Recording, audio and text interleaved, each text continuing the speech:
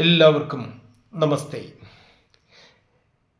ഈ ആധുനികതയിൽ എന്തൊക്കെയോ നേടുവാനുള്ള വ്യഗ്രതയിൽ മനുഷ്യൻ ഇന്ന് നെട്ടോട്ടമോടുകയാണ്. ഒടുവിൽ നമ്മൾ എന്തെല്ലാം വെട്ടിപ്പിടിക്കാമോ അതെല്ലാം വെട്ടിപ്പിടിക്കണം എന്നുള്ള ധാരണയിലാണ് നമ്മൾ ഈ ഓട്ടമോടുന്നത്. ഹൈസ്പീഡാണ് എല്ലാവർക്കും.